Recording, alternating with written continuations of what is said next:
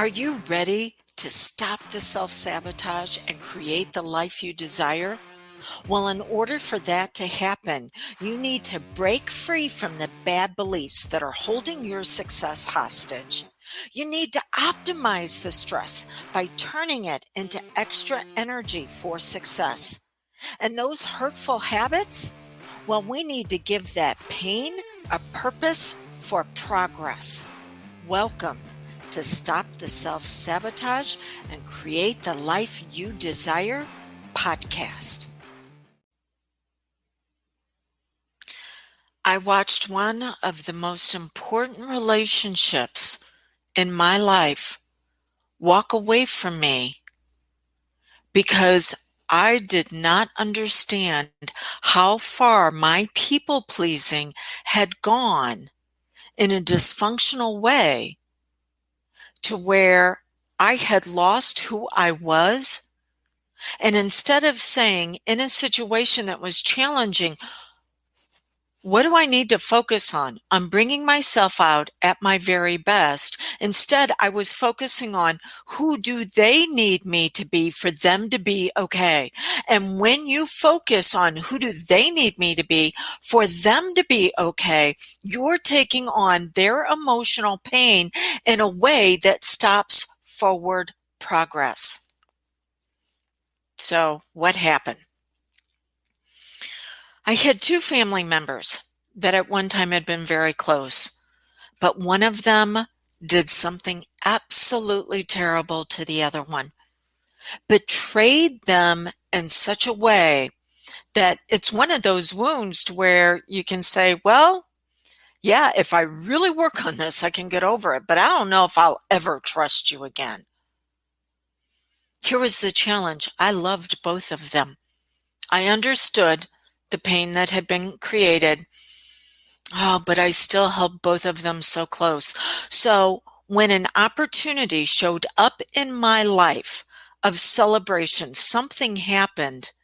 And all I could think about was, I want the people I really love and care about to join me in this celebration.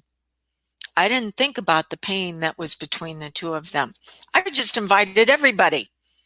Yes, let's do this. Well, people around me have always been encouraged to have free speech. You know, half of my close friends have different political interests than me. I have one that is involved in her career in a way that has me going, oh, no, thank you. Another one that engages in her family where I'd be going, that would be driving me crazy. Another one that runs her money in a certain way that I'm going, no, completely at odds with what I believe. And yet, we're still able to be very close friends because we share common core values of bringing ourselves out at our very best. And I believe they have a right to share what it is that they experience, how they value it. And maybe I'll learn something in the process. Well, let's get back to our story where I now have these two people that one did the betrayal. The other one is hurt to the core, and I've got them in the same place. And the one that felt betrayed let me know, how could I continue to hurt them this way? How could I put them in this experience that would bring back all of this pain? What was I thinking? Now, I already told you what I was thinking. I loved both of them and I wanted them to celebrate with me. I wasn't thinking about the pain. And then the other one afterwards came up to me and said, how could you put me in this position to where I'm trying to find ways to heal this fracture, and yet the other person doesn't want anything to do with it. All they want to do is punish me.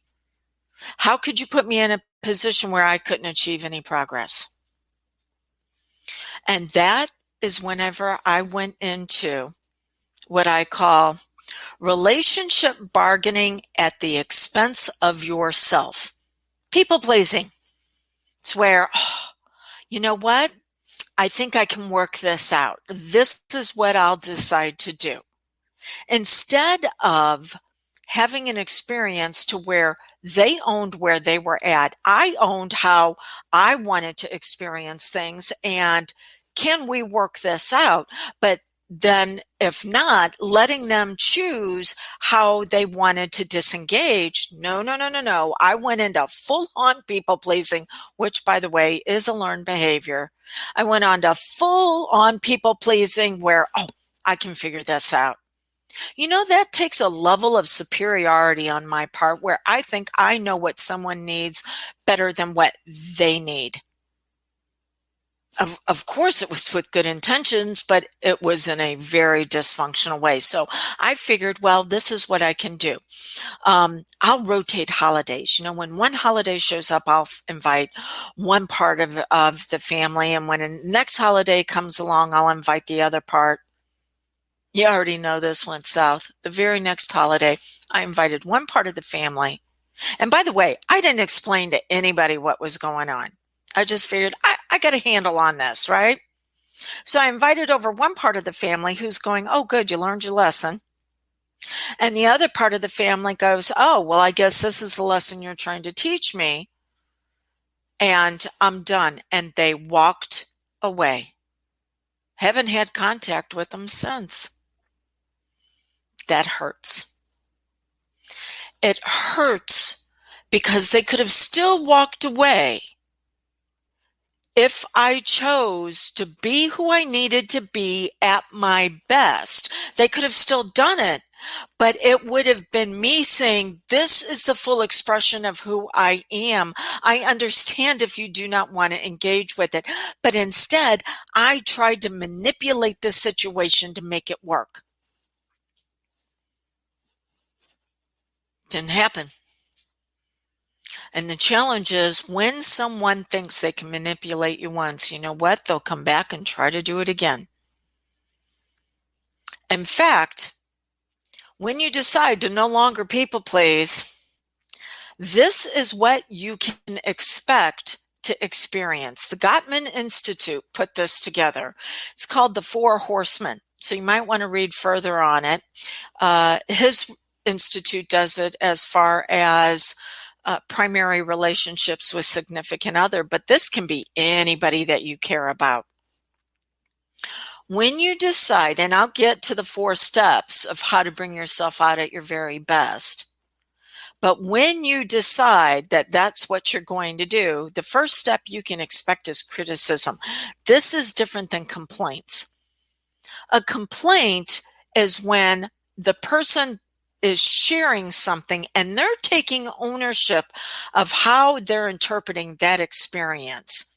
They're saying, well, this is how I feel. This is how I saw it. This was the perception. This is what I think's happening on my end. Much different than criticism.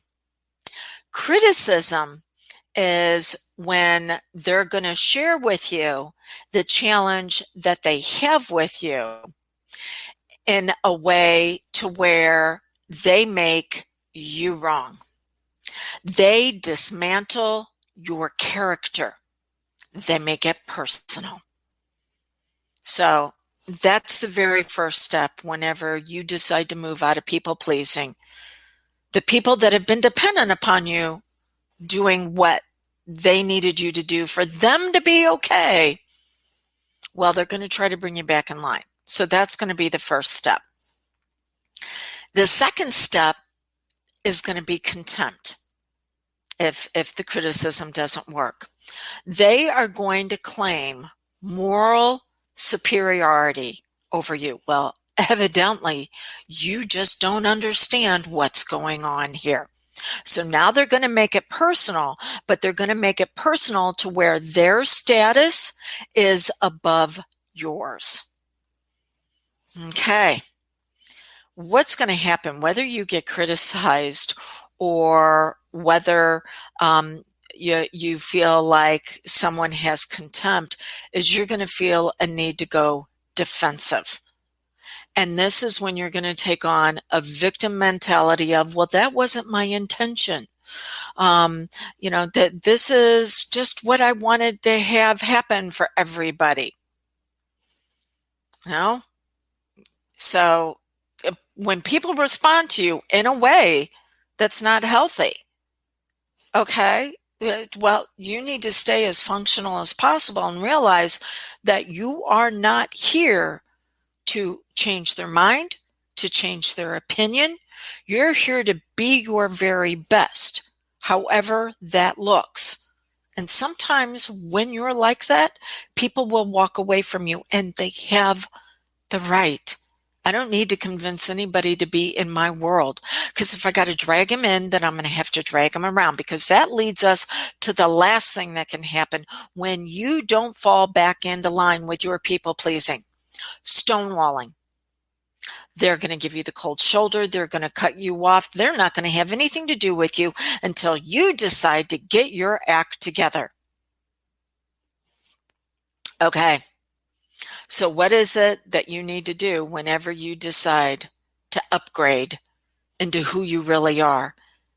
Healthy and functional in a way that other people are not going to agree with.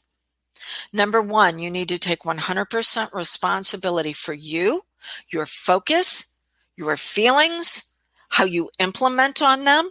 Someone took something the wrong way.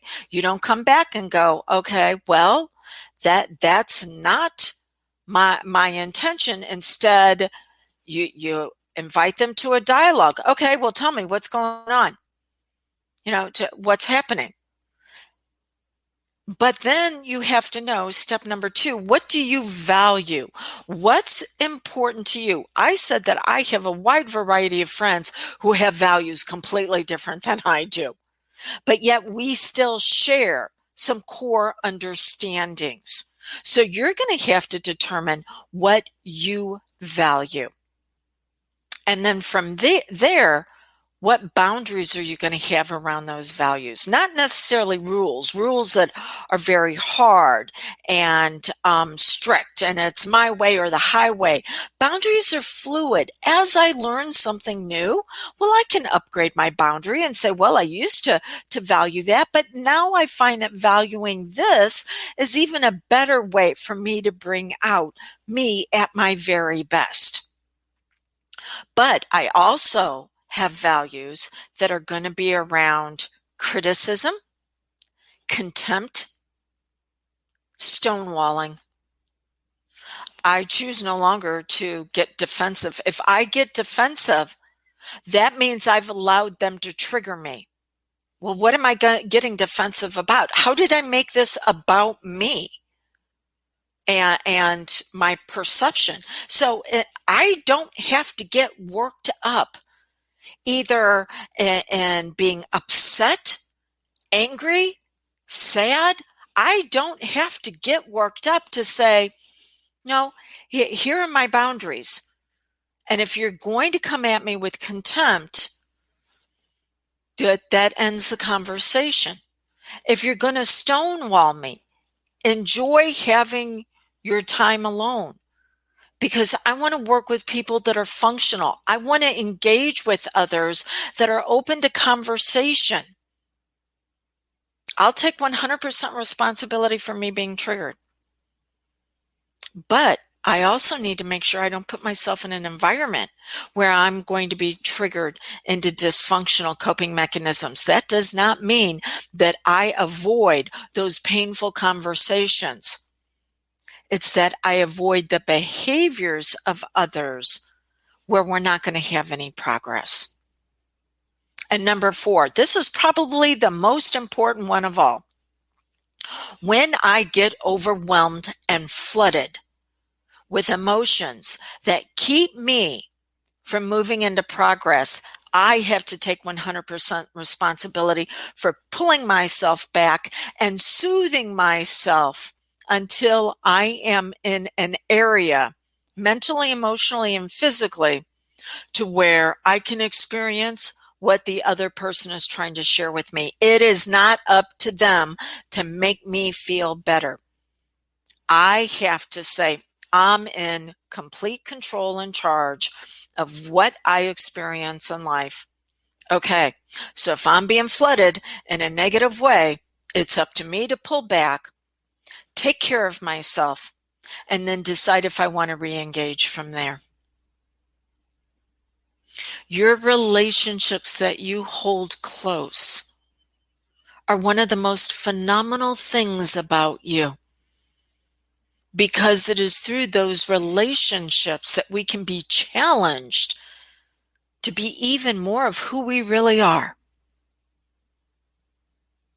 But you can't do it from people pleasing. All you're going to do is turn into a chameleon that says, who am I today, based on what they need to be okay. And there's never any transfer of authority or transfer of power from you to them that asks them, well, what do you need to experience in our relationship together for you to be at your very best, not to be okay?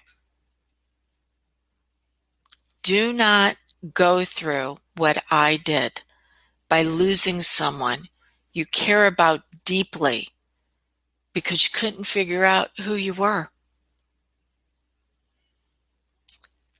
I hope this was of assistance.